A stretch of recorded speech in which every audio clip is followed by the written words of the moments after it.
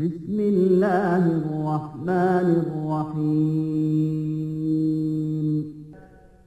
الذين يستمعون القول فيتبعون أحسنه أولئك الذين هداهم الله وأولئك هم أولو الألباب. വചനങ്ങൾ ശ്രദ്ധിച്ചു കേൾക്കുകയും നല്ലത് പിൻപറ്റുകയും ചെയ്യുന്ന എന്റെ ദാസന്മാർക്ക് നീ സന്തോഷവാർത്ത അറിയിക്കുക. അവർക്കാകുന്നു അല്ലാഹു മാർഗദർശനം നൽകിയിരിക്കുന്നത്. അവർ തന്നെയാകുന്നു ബുദ്ധിമാന്മാർ.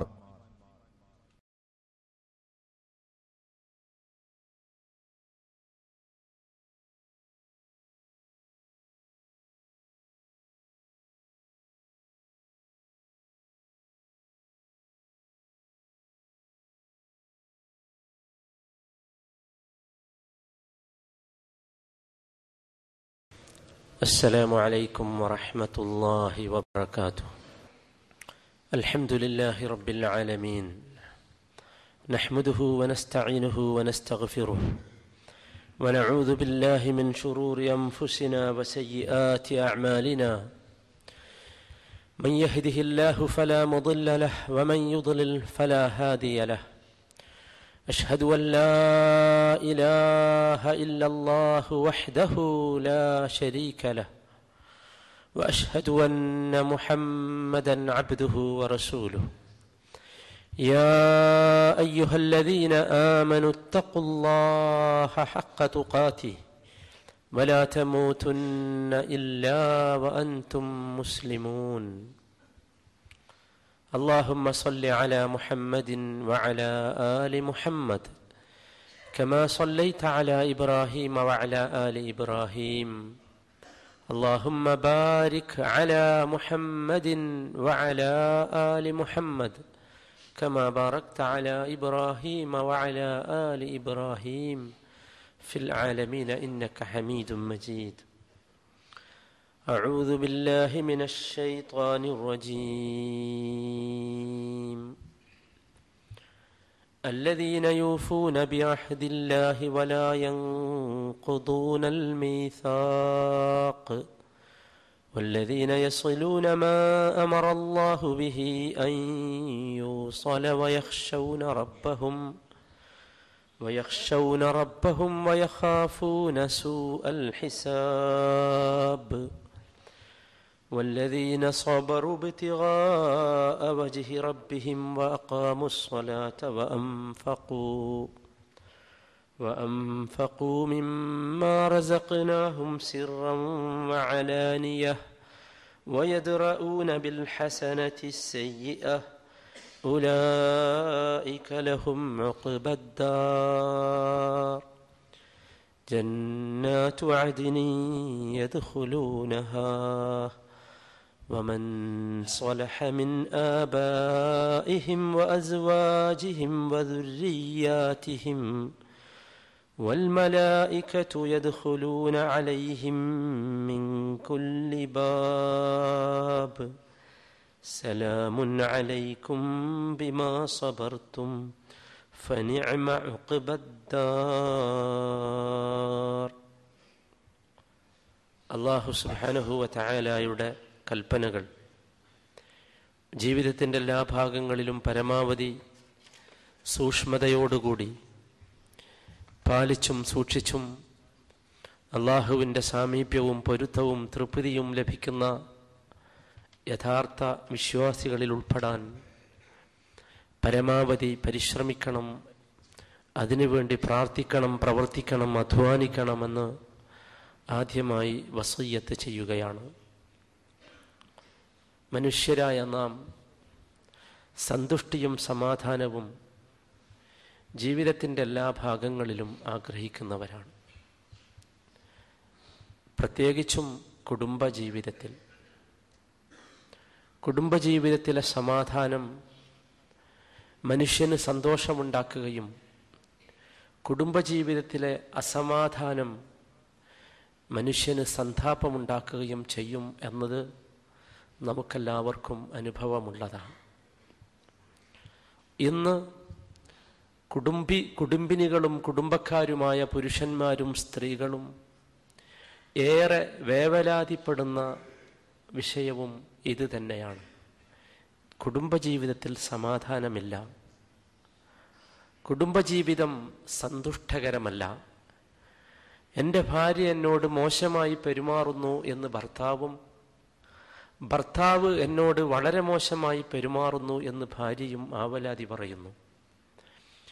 ഈ ആവലാതികൾ ഇന്ന് എല്ലാ സമൂഹങ്ങളിലും ഉണ്ട്.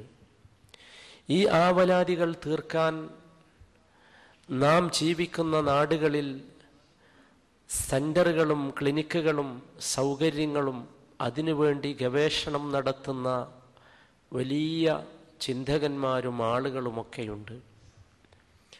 യഥാർത്ഥത്തിൽ വിശ്വാസികളായ നാം അടിസ്ഥാനപരമായി ജീവിതത്തെക്കുറിച്ച് മനസ്സിലാക്കുന്നിടത്ത് വന്ന അബദ്ധമോ പിഴവോ ആണ് നമ്മുടെ സമാധാനമില്ലായ്മയുടെ ഹേതു എന്ന് നാം എല്ലാവരും മനസ്സിലാക്കണം. ജീവിതമെന്ന് പറയുന്നത് യഥാർത്ഥത്തിൽ ഈ ജീവിതമല്ല എന്ന് നമ്മളെല്ലാവരും മനസ്സിലാക്കിയതാണ്.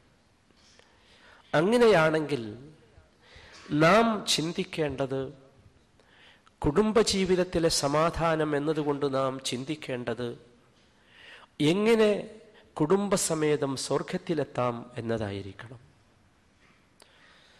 അത് ചിന്തിക്കുമ്പോൾ, കുടുംബസമേതം സ്വർഗത്തിൽ എങ്ങനെ എത്താമെന്ന് ചിന്തിക്കുമ്പോൾ സ്വാഭാവികമായും ഇവിടെ നാം അനുഭവിക്കേണ്ടി വരുന്ന സാധാരണമായ പല പ്രശ്നങ്ങളും നമുക്ക് നിസ്സാരമായി അനുഭവപ്പെടുക തന്നെ ചെയ്യും. നമുക്കറിയാം, സ്ത്രീയായാലും പുരുഷനായാലും അവർ മനുഷ്യരാണ്. മനുഷ്യനെന്ന് പറഞ്ഞാൽ മലക്കല്ല. മലക്കും മനുഷ്യനും തമ്മിലുള്ള വ്യത്യാസം നാം മനസ്സിലാക്കിയതാണ്. മനസ്സിന്റെ ഉടമയാണ് മനുഷ്യൻ. ആ മനസ്സാകട്ടെ ഈ മനുഷ്യന് സ്വയം നിയന്ത്രിക്കാൻ പറ്റാത്തതുമാണ്. ഓരോരുത്തരുടെ മനസ്സുകളിലും വരുന്ന ചിന്തകളും അവരുടെ മനസ്സുകളിൽ ഉയർന്നു വരുന്ന ആശയങ്ങളുമൊക്കെ വ്യത്യസ്തമാണ്. ഒരേ മാതാപിതാക്കൾക്ക് പറന്ന മക്കൾ പോലും നമുക്കറിയാം വ്യത്യസ്തമായി ചിന്തിക്കുന്നവരും വ്യത്യസ്തമായ ഗ്രേഡിലുള്ളവരുമാണ്. പിന്നെ എങ്ങനെയാണ് പല കുടുംബങ്ങളിൽ നിന്ന് ഒന്നിച്ചു ചേർന്ന കുടുംബങ്ങളുടെ മനസ്സുകൾ ഒന്നാവുക? ഭാഷാപരമായി നമുക്ക് പറയാൻ എളുപ്പമാണ്, പക്ഷേ ഭാഷയല്ലല്ലോ പ്രശ്നം. ജീവിതമെന്ന് പറയുന്നത് യാഥാർത്ഥ്യമാണല്ലോ. ആ യാഥാർത്ഥ്യത്തിലേക്ക് വരുമ്പോൾ നാം ചിന്തിക്കേണ്ട വളരെ പ്രധാനപ്പെട്ട ചില വസ്തുതകളുണ്ട്.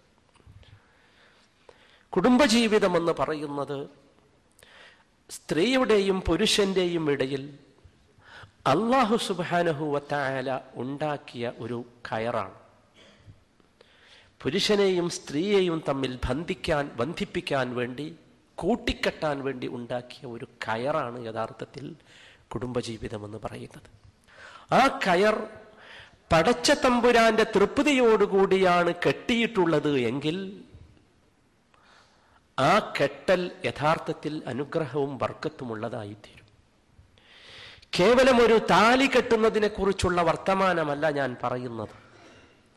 കേവലം ഒരു മഹറിന്റെ ആഭരണം കെട്ടുന്നതിനെ കുറിച്ചുള്ള വർത്തമാനമല്ല ഞാൻ പറയുന്നത്. അതൊക്കെ ഒരു അടയാളം മാത്രമാണ്.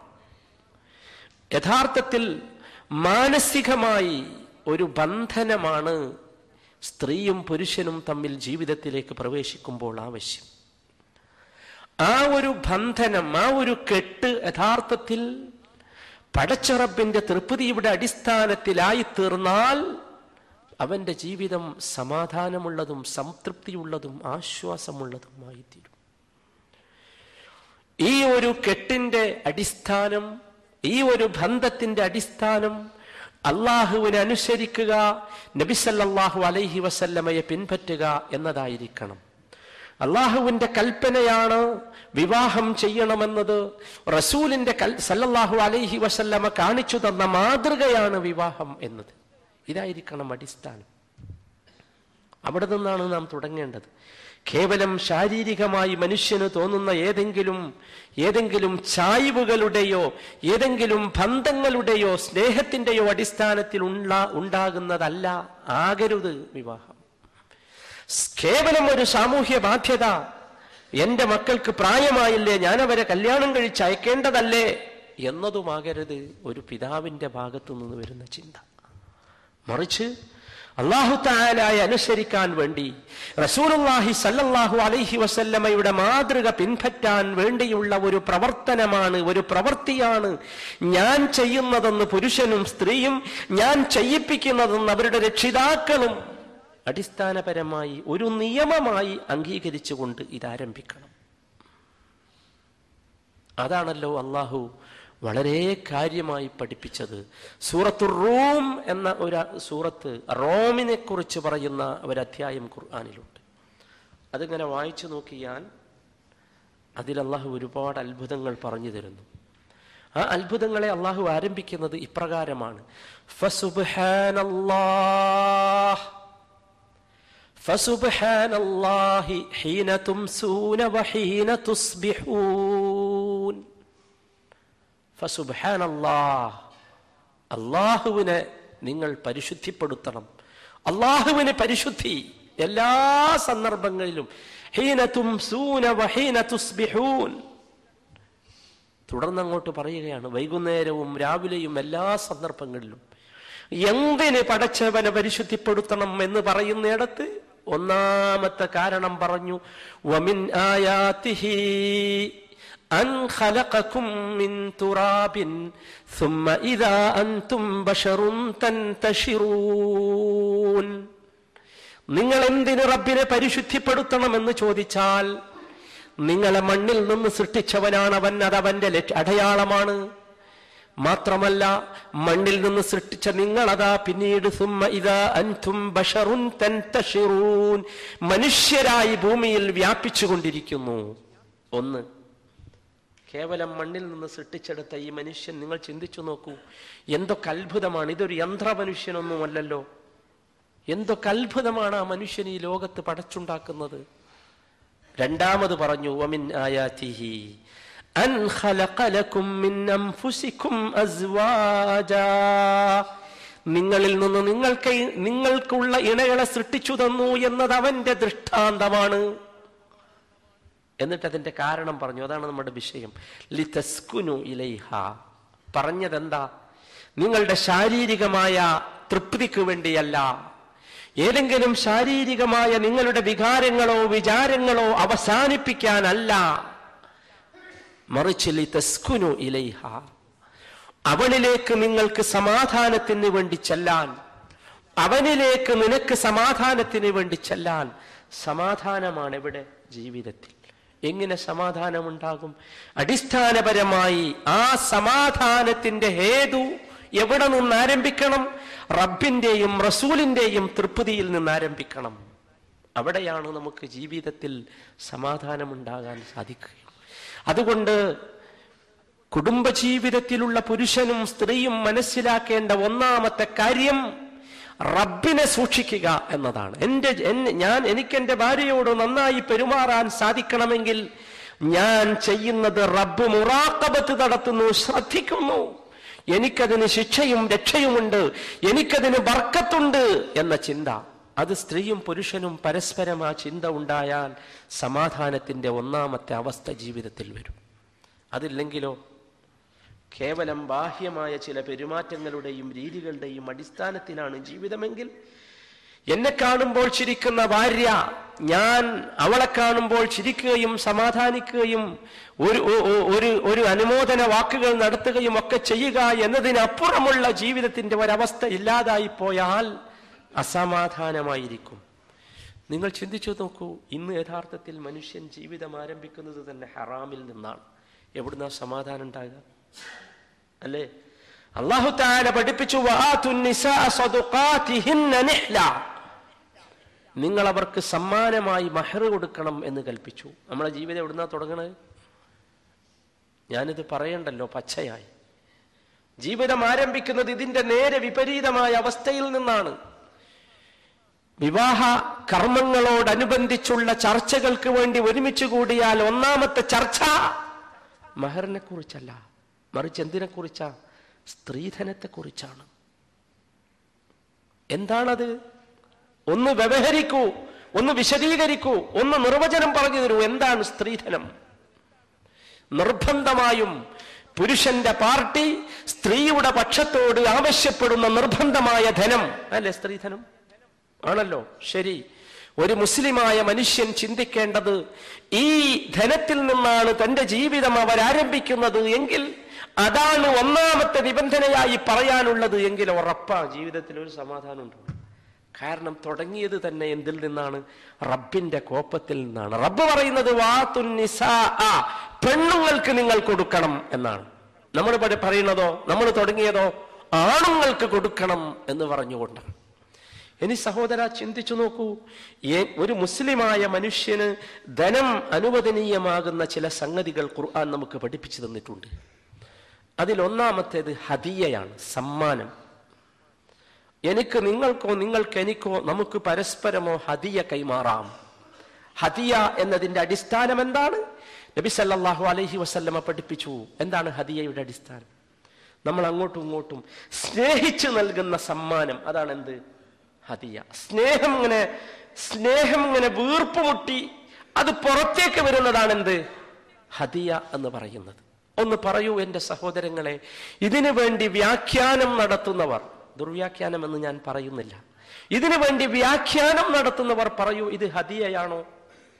വിവാഹം ചെയ്യുന്ന പെൺകുട്ടിയുടെ രക്ഷിതാവിന്റെ മനസ്സിൽ ഈ പുരുഷനോട് തോന്നുന്ന സ്നേഹത്തിന്റെ ആധിക്യമാണോ സ്ത്രീധനം? എങ്കിൽ അത് അനുവദനീയമാണ്. ആണോ അല്ലയോ എന്ന് നമ്മൾ ചിന്തിക്കണം. അള്ളാഹുവിന്റെ റസൂൽ സല്ലല്ലാഹു അലൈഹി വസല്ലമ പഠിപ്പിച്ചു ഹദിയയെ കുറിച്ച്, തഹാദു തഹാബു, നിങ്ങൾ പരസ്പരം ഹദിയ കൊടുക്കുക, എന്നിട്ട് പരസ്പരം സ്നേഹിക്കുക. ഇവിടെ എന്താണ്? എത്രയെത്ര കണ്ണീരുകളാണ്, എത്രയെത്ര യാചനകളാണ്, എത്ര ആളുകളുടെ ആട്ടും തുപ്പുമാണ് പുരുഷന്മാർ വാങ്ങുന്ന സ്ത്രീധനത്തിന്റെ പിന്നിലുള്ളത് എന്ന് ഞാൻ നിങ്ങളെ ഇനി പറഞ്ഞറിയിക്കേണ്ടതില്ലല്ലോ. അതുകൊണ്ട് സഹോദരന്മാരെ, ഹദിയയല്ല എന്നത് നമുക്കുറപ്പാണ്. പിന്നെന്താണ്? ഹലാലായി കിട്ടുന്ന രണ്ടാമത്തെ വിഷയം ഒരു മനുഷ്യന്റെ അധ്വാനത്തിന്റെ ഫലമാണ്. ശമ്പളമെന്നോ വേതനമെന്നോ കൂലിയെന്നോ ഒക്കെ പറയാവുന്ന അതാണോ ഇത്? അല്ലല്ലോ. മൂന്നാമതായി ഇസ്ലാം അനുവദിച്ച ഹലാലായ അനുവദിച്ച മാർഗം, പണം കിട്ടാനുള്ള മാർഗം കച്ചവടമാണ്, വ്യാപാരമാണ്. കച്ചവടമാണോ?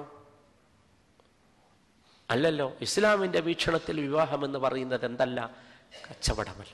അപ്പൊ സഹോദരന്മാരെ, ഞാൻ പറഞ്ഞു വരുന്നത് ഇതെന്റെ വിഷയമല്ല. ഞാൻ പറഞ്ഞു വരുന്നത് കുടുംബജീവിതത്തിലെ സമാധാനം ഉണ്ടാകാനുള്ള വഴി അള്ളാഹുവിന്റെ പൊരുത്തത്തിൽ നിന്നും അള്ളാഹുവിന്റെ തൃപ്തിയിൽ നിന്നും ആരംഭിക്കുക എന്നതാണ്. അതുകൊണ്ട് തന്നെ സഹോദരന്മാരെ, പൊരുത്തത്തിൽ നിന്നും തൃപ്തിയിൽ നിന്നും ആരംഭിക്കാത്തത് കൊണ്ട് തന്നെ നാം കാണുന്ന വിചിത്രമായ കാഴ്ച, ഒരു പക്ഷേ ലോകത്ത് തന്നെ ഏറ്റവും കൂടുതൽ വിവാഹ സംബന്ധമായ കേസുകൾ ഉള്ളത് നമ്മുടെ നാട്ടിലാണ്.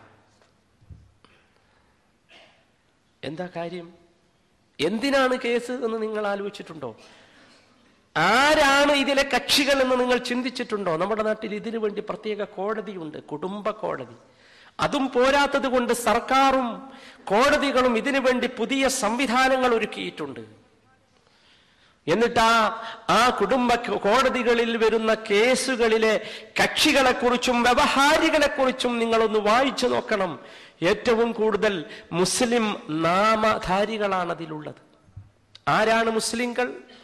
വിശുദ്ധ ഖുർആൻ ജീവിതത്തിന്റെ മാതൃകയായി സ്വീകരിച്ച മുസ്ലിം ആണെങ്കിൽ അവരോട് ഖുർആൻ പറഞ്ഞു, വഅലൽ മൗലൂദി ലഹു റിസ്ഖുഹുന്ന വകിസ്വതുഹുന്ന ബിൽ മഅറൂഫ് ലാ തുകല്ലഫു നഫ്സുൻ ഇല്ലാ വുസ്അഹാ.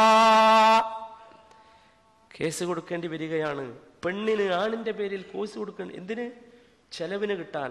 ഞാൻ അവന്റെ കുട്ടിയെ വളർത്തുന്നുണ്ട്, അതുകൊണ്ട് കുട്ടിയെ വളർത്തുന്ന കാലം അവനെനിക്ക് ജീവിക്കാനുള്ള വക തരണമെന്ന് പറഞ്ഞൊരു മുസ്ലിം സഹോദരി കോടതിയിൽ കയറേണ്ട ദയനീയമായ അവസ്ഥ ഖുർആൻ എന്താ പറയുന്നത്? വഅലൽ മൗലൂദി ലഹു, ആർക്കാണോ കുഞ്ഞ് പിറന്നത് അവന് ബാധ്യതയുണ്ട്. അഥവാ പിതാവിന് ബാധ്യതയുണ്ട്, പുരുഷന് ബാധ്യതയുണ്ട്.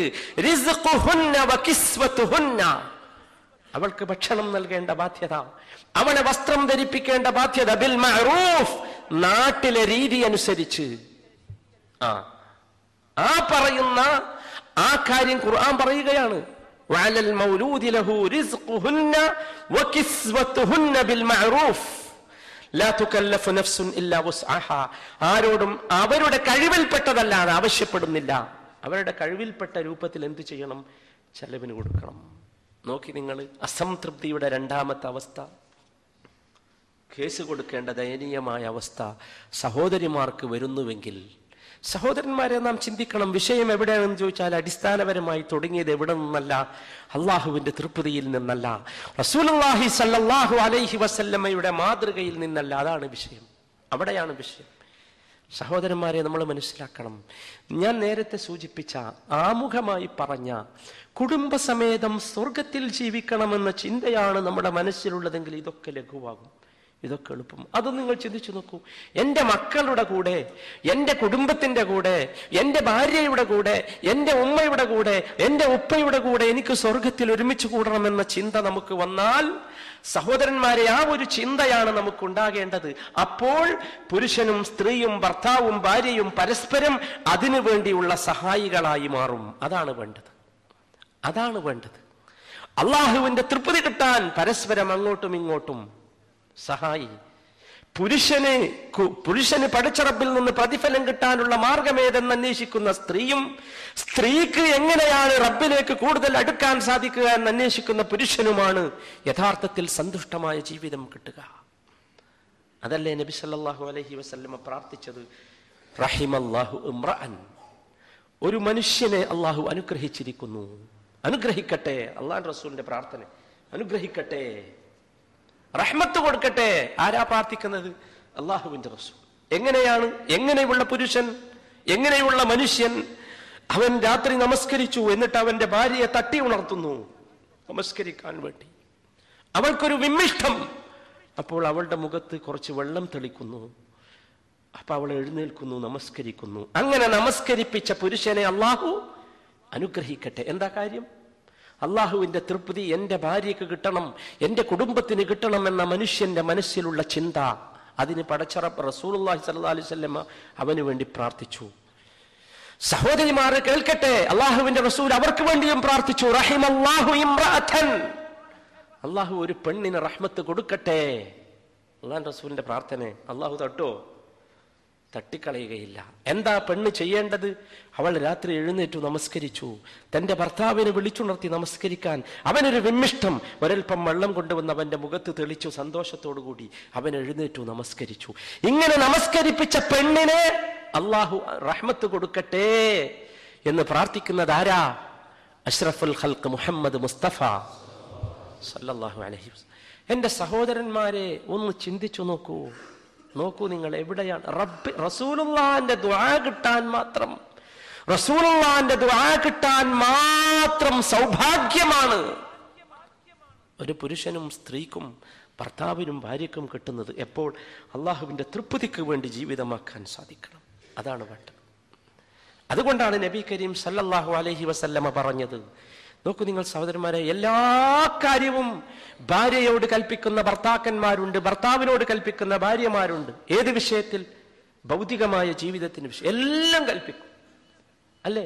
അവളുടെ ആരോഗ്യത്തെക്കുറിച്ച് നാം ചിന്തിക്കും, ഡ്രസ്സിനെ കുറിച്ച് ചിന്തിക്കും, ഭക്ഷണത്തെക്കുറിച്ച് ചിന്തിക്കും, അവളുടെ യാത്രാ സൗകര്യത്തെക്കുറിച്ച് ചിന്തിക്കും, എല്ലാം. തിരിച്ചും അങ്ങനെ തന്നെയാണ് ഭാര്യയും. സ്നേഹമുള്ള ഭാര്യ ഭർത്താവിന്റെ ഈ മാതിരിയുള്ള എല്ലാ കാര്യത്തെക്കുറിച്ചും ചിന്തിക്കും. പക്ഷെ എൻ്റെ പൊന്നു ചങ്ങാതിമാരെ, നമ്മൾ ആരെങ്കിലും എപ്പോഴെങ്കിലും ചിന്തിച്ചിട്ടുണ്ടോ എൻ്റെ ഭാര്യയ്ക്ക് നമസ്കരിക്കാൻ സൗകര്യമുണ്ടോ? അവൾക്ക് ഖുർആൻ പഠിക്കാൻ സൗകര്യമുണ്ടോ? അവൾക്ക് ഖുർആൻ ഓതാൻ സന്ദർഭമുണ്ടോ, അവസരമുണ്ടോ? അവൾക്ക് ദിക്ർ ചെല്ലാനും തസ്ബീഹ് ചെയ്യാനും സന്ദർഭമുണ്ടോ? നമുക്ക് ബാധ്യതയുണ്ട്, അത് ചിന്തിക്കാൻ നമുക്ക് ബാധ്യതയുണ്ട്. തിരിച്ചും സൗകര്യമൊരുക്കാൻ ഭാര്യയ്ക്ക് ബാധ്യതയുണ്ട്. ജീവിതത്തിൽ ജീവിതത്തിന്റെ സമയം മുഴുവൻ തനിക്കും തന്റെ മക്കൾക്കും വേണ്ടി അധ്വാനിക്കുന്ന പുരുഷന് വേണ്ടി ഇത്തരം സൗകര്യങ്ങളും സമാധാനവും ഉണ്ടാക്കേണ്ട ബാധ്യത സ്ത്രീക്കുണ്ട്. ഇതാണ് വേണ്ടത്. ആ ഒരു പരസ്പരം അള്ളാഹുവിന്റെ തൃപ്തി കിട്ടാൻ വേണ്ടിയുള്ള പരസ്പര സഹകരണം, അല്ലാതെ ജീവിതത്തിന്റെ അഡ്ജസ്റ്റ്മെന്റ് അല്ല. ചില ആളുകൾ പറയാറുണ്ട്, ഞങ്ങളിങ്ങനെ ഒരു ചെറിയ അഡ്ജസ്റ്റ്മെന്റിൽ അങ്ങോട്ട് പോവുകയാണ്.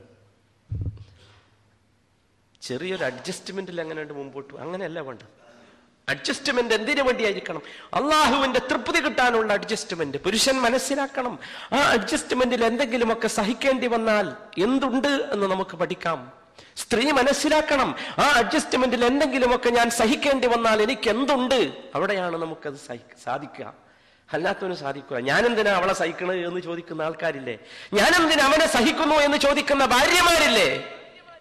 ഉണ്ടല്ലോ. സാധിക്കൂല. എന്തുകൊണ്ടാണെന്ന് വെച്ചാൽ അവരതിന്റെ അടിസ്ഥാനത്തിലേക്ക് വന്നിട്ട് എന്തിന് സഹിക്കണം? പുരുഷനും സ്ത്രീയും മനസ്സിലാക്കണം, എന്തിന് സഹിക്കണം? സ്വർഗത്തിന് വേണ്ടി സഹിക്കണം. എനിക്കെന്റെ ഭർത്താവിന്റെ കൂടെ, എനിക്കെന്റെ ഭാര്യയുടെ കൂടെ സ്വർഗത്തിൽ ജീവിക്കണം, സ്വർഗത്തിൽ കുടുംബസമേതം എത്തണം.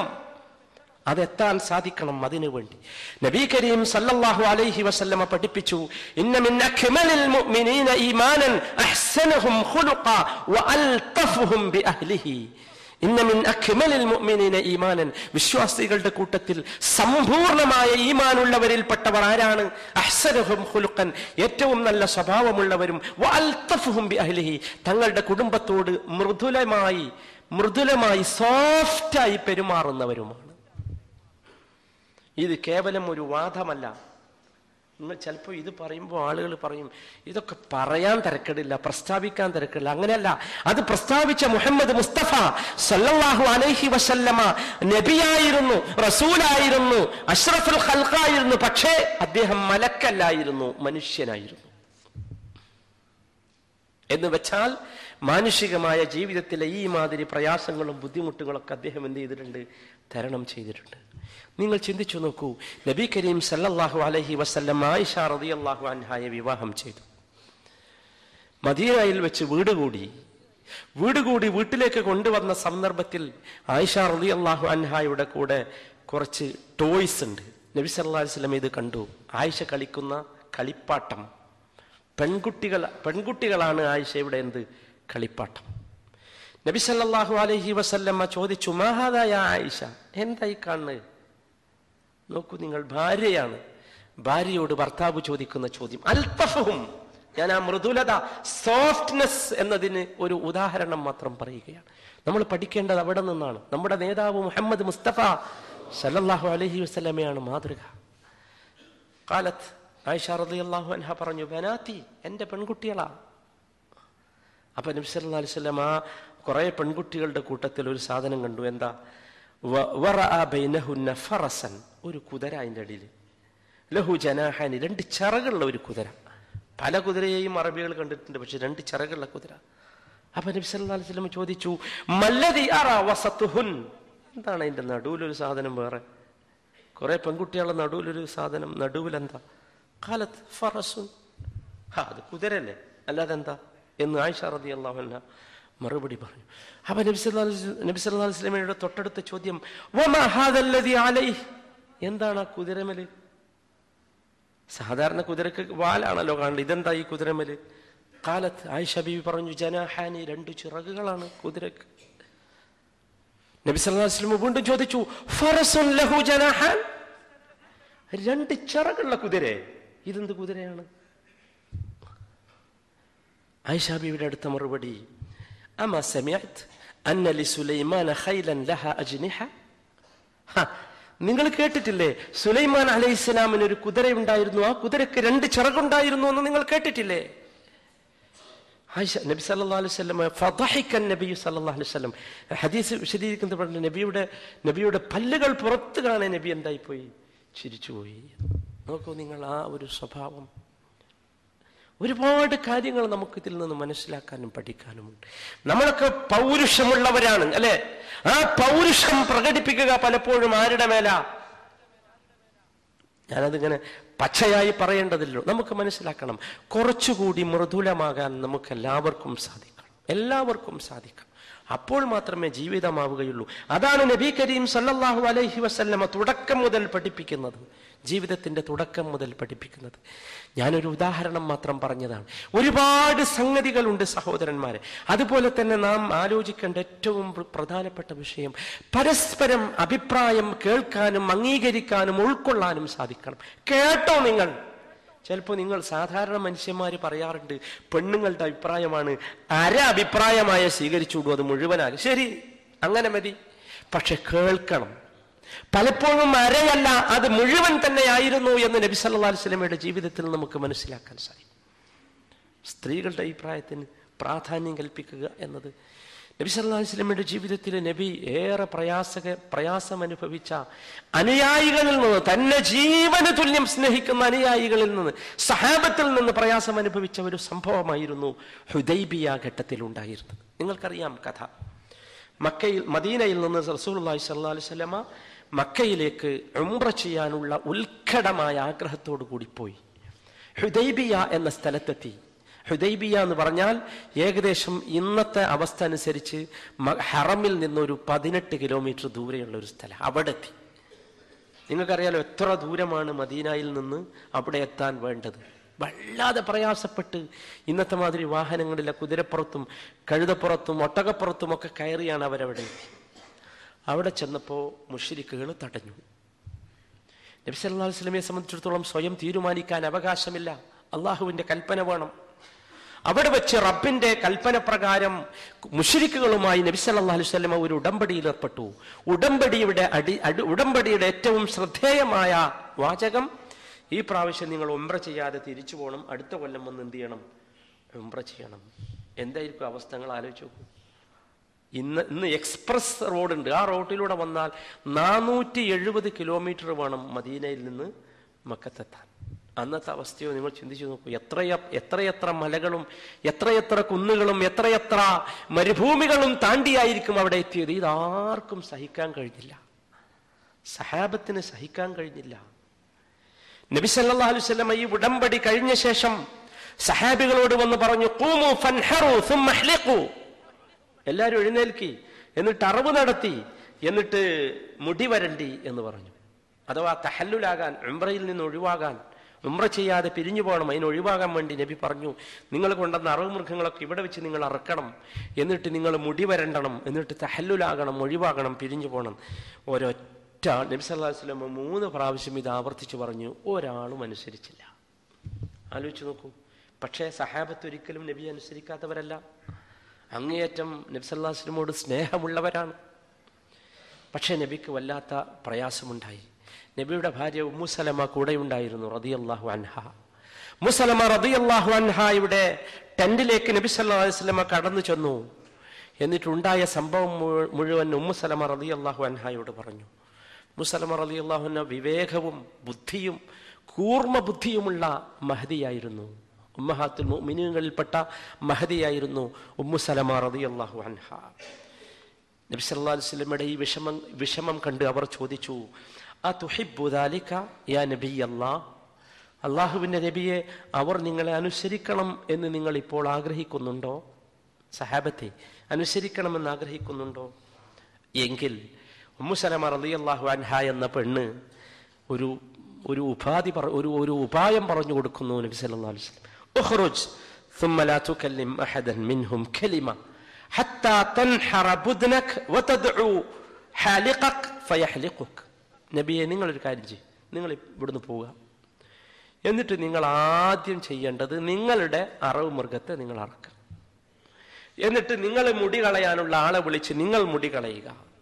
ഇത് നിങ്ങൾ ചെയ്താൽ മതി, വേറൊന്നും ആരോടും സംസാരിക്കണ്ട. ലാ തുകല്ലിം അഹദൻ, ആരോടും ഒന്നും പറയണ്ട, ഈ പണി നിങ്ങൾ അങ്ങനെ ചെയ്താൽ മതി. ഒരു പെണ്ണിന്റെ ഉപദേശമാണ്. നബി സല്ലല്ലാഹു അലൈഹി വസല്ലം ആ പറഞ്ഞ മാതിരി പുറത്തേക്ക് വന്നു, ആരോടും സംസാരിച്ചില്ല, ഈ പറഞ്ഞതൊക്കെ ചെയ്തു. അപ്പോഴതാ സംഭവിക്കുന്നത്, ഫലമ്മാ റഅൗ ദാലിക ഖാമു, അല്ലാഹു റസൂൽ ഇത് ചെയ്തത് കണ്ടപ്പോൾ അവരൊക്കെ എന്തായി? എഴുന്നേറ്റു. എല്ലാവരും മറവ് നടത്തി, എല്ലാവരും മുടി കളഞ്ഞു, എല്ലാവരും തഹല്ലുലായി, എല്ലാവരും സന്തോഷത്തോടുകൂടി മദീനയിലേക്ക് തിരിച്ചുപോയി. നോക്കൂ സഹോദരന്മാരെ, നബി സല്ലല്ലാഹു അലൈഹി വസല്ലമയുടെ ജീവിതത്തിൽ ഞാൻ പറഞ്ഞല്ലോ, ഓരോ കാര്യത്തിനും, ഓരോ നിസ്സാരമായ വിഷയങ്ങൾക്ക് പോലും നമുക്ക് എന്തുണ്ട്? മാതൃകയുണ്ട്. ഉമ്മു സലമ റളിയല്ലാഹു അൻഹ നബി സല്ലല്ലാഹു അലൈഹി വസല്ലമയുടെ ഭാര്യയാണ്. നമ്മുടെയൊക്കെ മാതാക്കളിൽപ്പെട്ട ഉമ്മഹാത്തുൽ മുഅ്മിനീങ്ങളിൽപ്പെട്ട ആളാണ്. മഹദിയാണ്, മഹാഭാഗ്യമുള്ളവരാണ്. പക്ഷേ എന്നാലും അവരൊരു പെണ്ണാണല്ലോ. ആ പെണ്ണിന്റെ അഭിപ്രായം ആരാണ് സ്വീകരിച്ചത് എന്ന് ചിന്തിച്ചു നോക്കൂ. നബി കരീം സല്ലല്ലാഹു അലൈഹി വസല്ലം. സാധാരണ മനുഷ്യനല്ലല്ലോ, അള്ളാഹുവിന്റെ റസൂലായ നബി സല്ലല്ലാഹു അലൈഹി വസല്ലം അവരുടെ അഭിപ്രായം സ്വീകരിച്ചു. അപ്പൊ നമ്മൾ മനസ്സിലാക്കണം, നമുക്ക് സാധിക്കണം അഭിപ്രായം സ്വീകരിക്കാൻ. കാരണം ഇതാണ് നമ്മുടെ മാതൃക, ഇതാണ് നമ്മുടെ ജീവിതം, ഇതായിരിക്കണം നമ്മുടെ ജീവിതത്തിന്റെ അടിസ്ഥാനം. അതോടൊപ്പം നമ്മൾ മനസ്സിലാക്കേണ്ടത്, അബദ്ധങ്ങൾ ആർക്കും വരും. അവൾ പറഞ്ഞ അഭിപ്രായത്തിൽ അബദ്ധം വരാം, നമ്മുടെ അടുത്തും എന്ത് വരാം, അബദ്ധം വരാം. തെറ്റുപറ്റുമ്പോൾ പരസ്പരം എന്തു ചെയ്യുകയല്ല, ആക്ഷേപിക്കുകയല്ല. എന്താ ഗുണം? നിങ്ങൾ ചിന്തിച്ചു, ആക്ഷേപിച്ചാൽ എന്താ ഗുണം? ആക്ഷേപം കൊണ്ട് നന്നാവോ? ഇല്ല. അവിടെ വേണ്ടത് എന്താ? ആക്ഷേപമല്ല, അവിടെ വേണ്ടത് ഒരു നല്ല മനസ്സോടുകൂടിയുള്ള സംസാരമാണ്, ശാസനയാണ്. അങ്ങനെയല്ലല്ലോ ചെയ്യേണ്ടിയിരുന്നത് എന്നതാണ്. അങ്ങനെ പറയാൻ സാധിക്കണം. അതിനപ്പുറമുള്ള വാചകമാകരുത്.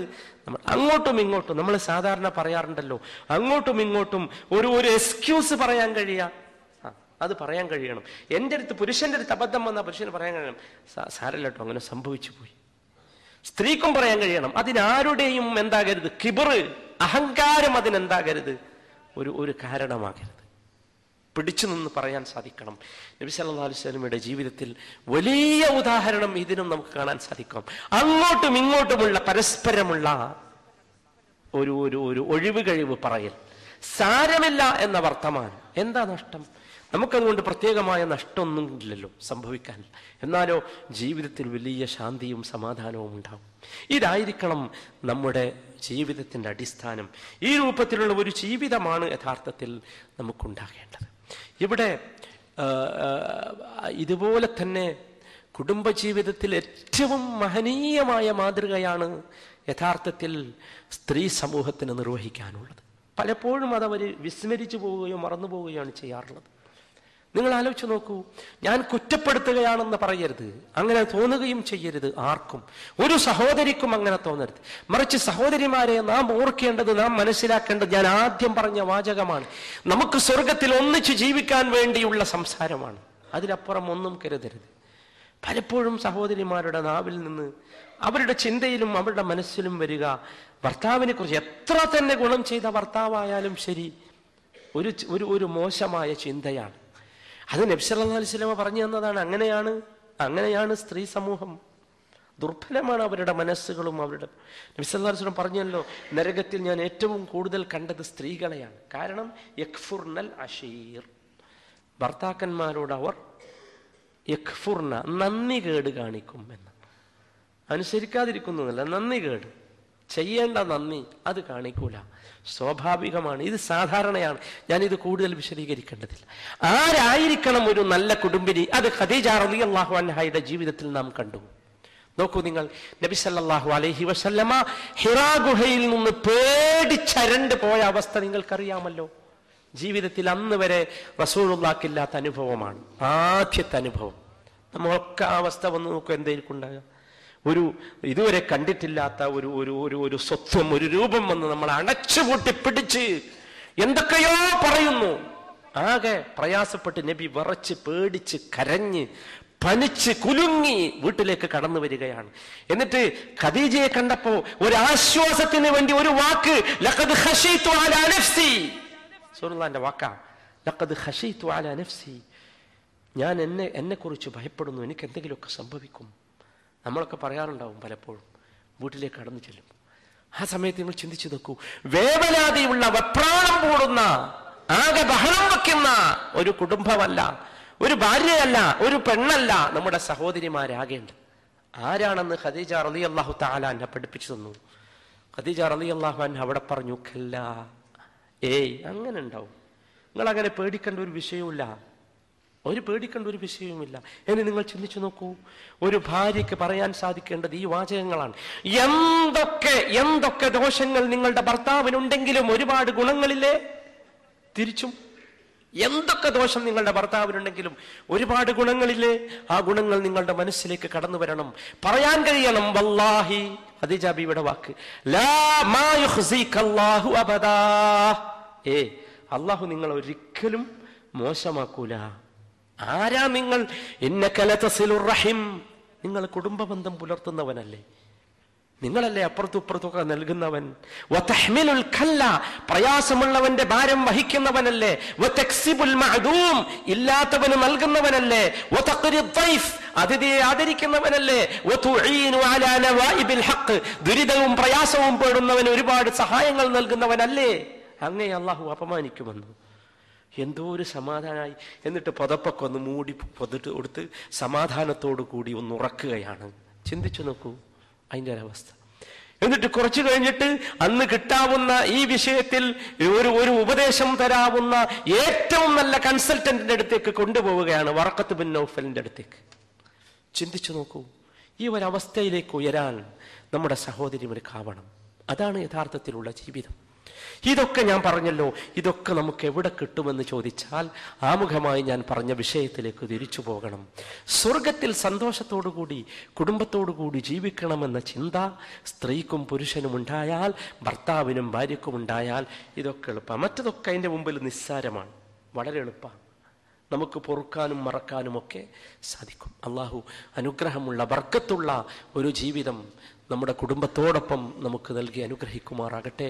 അഖൂലു ഖൗലി ഹാദാ വഅസ്തഗ്ഫിറുല്ലാഹ ലീ വലക്കും ഫസ്തഗ്ഫിറൂഹു ഇന്നഹു ഹുവൽ ഗഫൂറുർ റഹീം.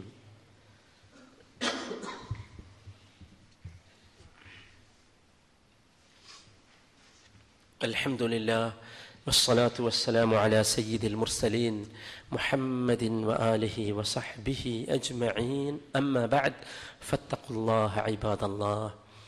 ഒരിക്കൽ കൂടി അള്ളാഹുവിനെ സൂക്ഷിച്ച് ജീവിക്കണം എന്ന് ഉണർത്തുകയാണ്. അള്ളാഹു സുബ്ഹാനഹു വ തആല സൂറത്തുർ റഅദിൽ ഒരു വിഭാഗം ആളുകളെ കുറിച്ച് പറഞ്ഞു. ജന്നാത്തു അദ്നിൻ യദ്ഖുലൂനഹാ, ജന്നാത്തു അദ്ൻ, സ്വർഗ്ഗത്തോപ്പ്. യദ്ഖുലൂനഹാ, ആ സ്വർഗ്ഗത്തോപ്പിലേക്ക് അവർ പ്രവേശിക്കും.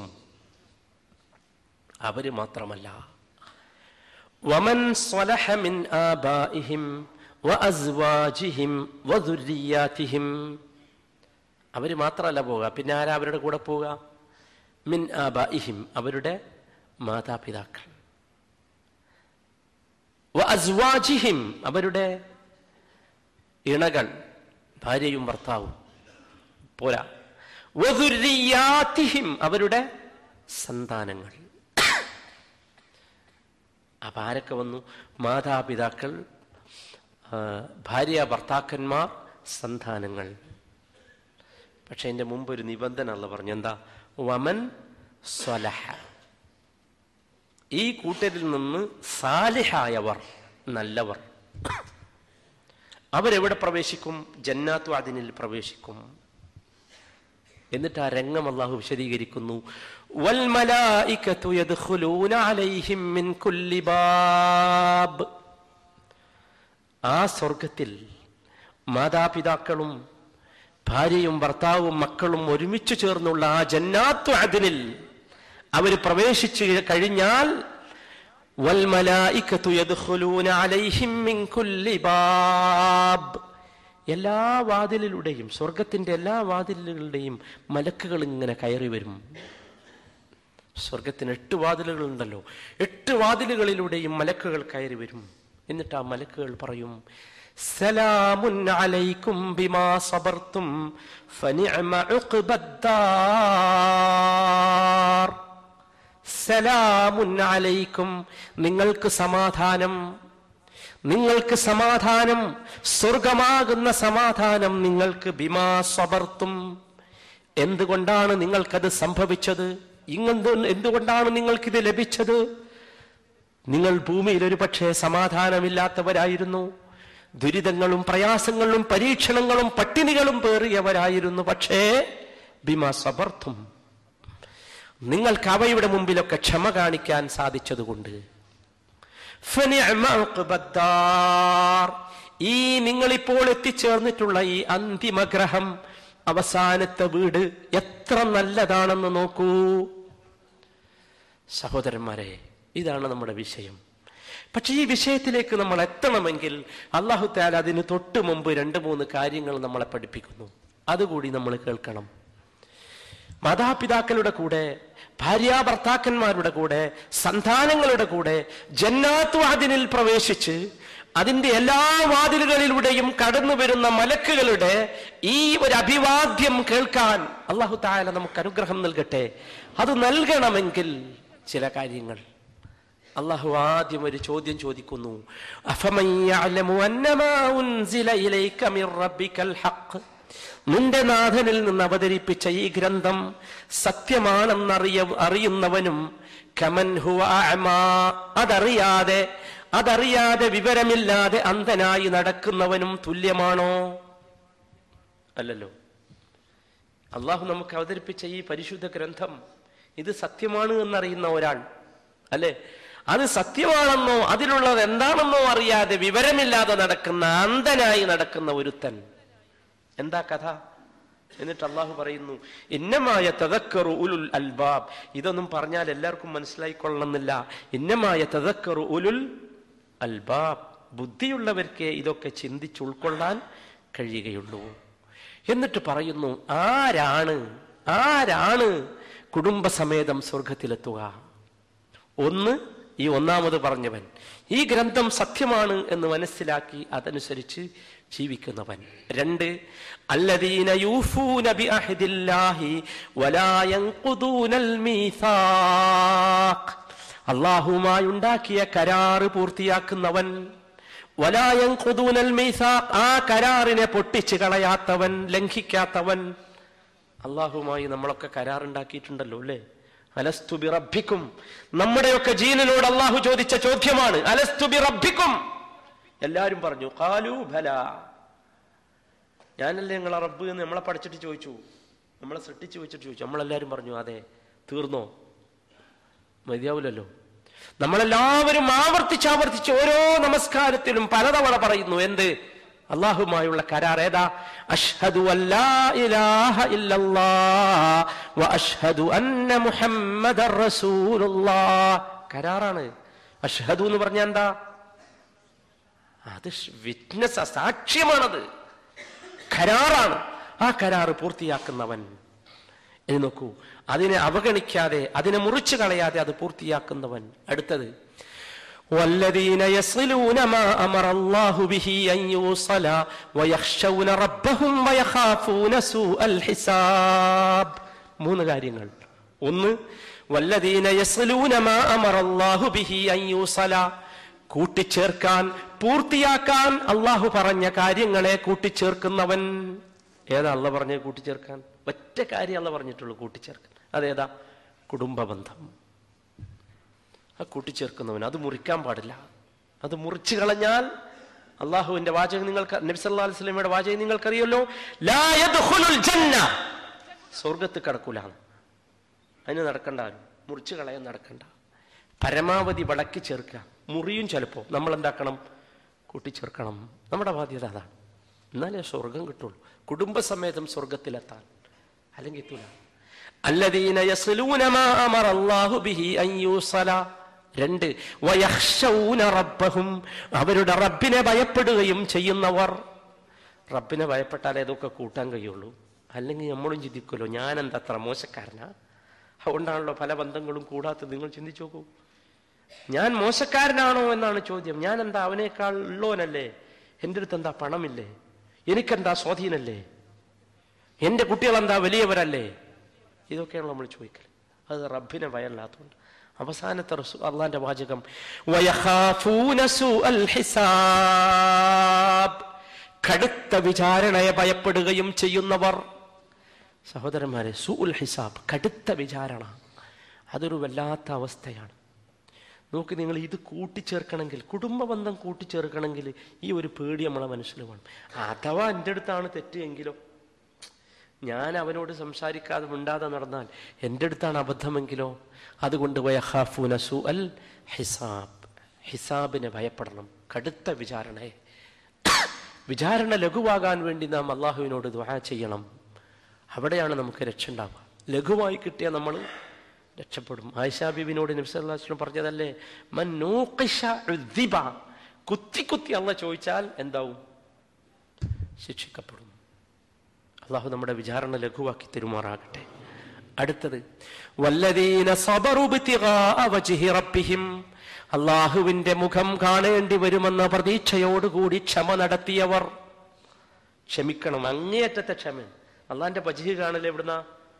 സ്വർഗത്തിൽ നിന്നാ. വേറെ എവിടുന്നത് കാണാൻ കഴിയില്ല. അള്ളാഹുവിന്റെ മുഖം കാണാൻ എവിടുന്നേ കഴിയൂ? സ്വർഗത്തിൽ നിന്നേ കഴിയൂ. അപ്പൊ ആ സ്വർഗത്തിലെത്തണമെങ്കിൽ എന്ത് വേണം? അത് കാണണമെന്ന പൂതിയോടുകൂടി എന്ത് വെക്കണം? ക്ഷമ.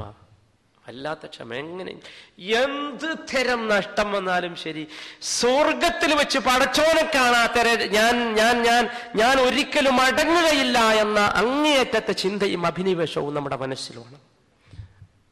അപ്പൊ ബാക്കിയൊക്കെ എളുപ്പവും. അങ്ങനെ നമസ്കാരം നിർവഹിച്ചവർ. അപ്പൊ നിസ്കാരമൊക്കെ എളുപ്പം. ഇപ്പൊ നിസ്കാരം നമുക്ക് പ്രയാസ. ഫജ്റൊക്കെ എന്തോ ഒരു പ്രയാസമായിരുന്നു രാവിലെ അല്ലേ? പക്ഷെ ഇത് മനസ്സിലേക്ക് വന്നാലൊക്കെ എളുപ്പവും. നാം നൽകിയതിൽ നിന്ന് രഹസ്യമായും പരസ്യമായും ചെലവഴിച്ചവർ. ചിലപ്പോ ആൾക്കാർ കാണെ കൊടുക്കേണ്ടി വരും, മനസ്സിലായില്ല? അതാണ് അലാനിയ എന്ന് പറഞ്ഞാൽ പരസ്യമായിട്ടും കൊടുക്കുക, രഹസ്യമായി കൊടുക്കേണ്ടി വരും. ചില ആളുകൾക്ക് കൊടുക്കണം, ആരും അറിയാൻ പാടില്ല, കാരണം അവർ കുറച്ച് അഭിമാനമൊക്കെ ഉള്ളവരാണ്. അപ്പൊ എന്താക്കരുത്? അവരുടെ അഭിമാനത്തെ ക്ഷതപ്പെടുത്തരുത്.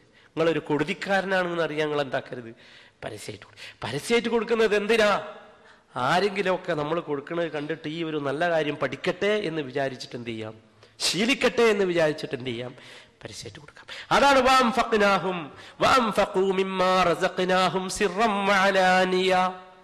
അവസാനത്തെ വിഷയം ഭയങ്കര ഗൗരവമുള്ള വിഷയം. എന്താണത്? തിന്മയെ നന്മ കൊണ്ട് തടുക്കുകയും ചെയ്യുന്നവർ. എന്താണ്? ലേശം ബുദ്ധിമുട്ടുള്ള കാര്യം. ഒരാൾ ചീത്തന്നെ പറയാം, അപ്പൊ നമുക്ക് ചിരിക്കാൻ കഴിഞ്ഞാൽ അതാണ് എന്ത്? തിന്മയെ നന്മ കൊണ്ട് തടുക്കുക. ഒരാൾ നമുക്കൊരു ദോഷം തന്നെ ചെയ്യാം, പക്ഷെ അയാൾക്ക് നമ്മൾ എന്ത് ചെയ്യാം? നന്മ തന്നെ ചെയ്യുക. അയാൾ തോറ്റു ഉറപ്പാണ്. എത്ര സംഭവമാണെന്ന് റസൂലുള്ളാഹി സ്വല്ലല്ലാഹു അലൈഹി വസല്ലമയുടെ സദസ്സിൽ വന്ന് ആളുകൾ പറഞ്ഞു. ഒരുപാട് സംഭവങ്ങൾ. തോറ്റുപോകുമെന്നത് ഉറപ്പാവാണെങ്കിൽ പരീക്ഷിച്ചു. ഒരാൾ നമ്മളോട് ദോഷം തന്നെ ചെയ്യാം, നമ്മൾ അയാൾക്ക് എന്ത് ചെയ്യുക? നന്മ തന്നെ ചെയ്യുക. വലിയ ഗുണമാണ്. കുടുംബസമേതം സ്വർഗത്തിലെത്താൻ അല്ലാഹു സുബ്ഹാനഹു വ തആല പഠിപ്പിച്ചു തന്നതാണ്. വയദ്റഊന ബിൽ ഹസനതി സയ്യിഅ. എന്നിട്ട് അല്ലാഹു ഒന്നുകൂടി പറയുന്നു, ഉലൈക ലഹും ഉഖ്ബദ്ദാർ. അക്കൂട്ടർക്കുള്ള അന്തിമഗ്രഹം അതാണ് ഏറ്റവും നല്ലത്. അല്ലാഹു അക്കൂട്ടത്തിൽ നമ്മെ ഉൾപ്പെടുത്തുമാറാകട്ടെ. നമ്മുടെ ഒരു സഹോദരന്റെ പിതാവ് രോഗം കൊണ്ട് പ്രയാസപ്പെടുന്ന വിവരം അദ്ദേഹം അറിയിച്ചിരിക്കുന്നു. എല്ലാവരും അവർക്ക് വേണ്ടി പ്രാർത്ഥിക്കണം. അല്ലാഹു അദ്ദേഹത്തിന് എത്രയും പെട്ടെന്ന് ശമനവും സുഖവും നൽകുമാറാകട്ടെ. നമ്മുടെ മറ്റൊരു സഹോദരൻ്റെ പിതാവ് ഇന്ന് രാവിലെ മരണപ്പെട്ടു. അദ്ദേഹം ആ വിവരവും നമ്മെ അറിയിച്ചിരിക്കുന്നു. അല്ലാഹു അദ്ദേഹത്തിന് മഗ്ഫിറത്തും മർഹമത്തും നൽകുമാറാകട്ടെ. അദ്ദേഹത്തെയും നമ്മെയും അല്ലാഹു അവൻ്റെ ജന്നാത്തുൽ ഫിർദൗസിൽ ഒരുമിച്ച് കൂട്ടുമാറാകട്ടെ. പ്രയാസമനുഭവിക്കുന്ന മക്കൾക്കും കുടുംബത്തിനും അല്ലാഹു സമാധാനവും ശാന്തിയും നൽകുമാറാകട്ടെ. അല്ലാഹുമ്മ ഗ്ഫിർ ലിൽ മുഅ്മിനീന വൽ മുഅ്മിനാത്ത് വൽ മുസ്ലിമീന വൽ മുസ്ലിമാത്ത് വൽ അഹ്യാഇ മിൻഹും വൽ അംവാത്ത് ഇന്നക മുജീബു ദഅവാതി യാ ഖാദിയൽ ഹാജാത്ത്. ربنا ظلمنا أنفسنا وإن لم تغفر لنا وترحمنا لنكونن من الخاسرين. ربنا هب لنا من أزواجنا وذرياتنا قرة أعين وجعلنا للمتقين إماما. ربنا هب لنا من أزواجنا وذرياتنا قرة أعين وجعلنا للمتقين إماما. ربنا هب لنا من أزواجنا وذرياتنا قرة أعين وجعلنا للمتقين إماما. ربنا اغفر لنا ولوالدينا ورب ارحمهما كما ربيانا صغيرا. ربنا آتنا في الدنيا حسنة وفي الآخرة حسنة وقنا عذاب النار. توفنا مسلمين وألحقنا بالصالحين برحمتك يا أرحم الراحمين. وصلى الله وسلم على رسوله النبي الكريم.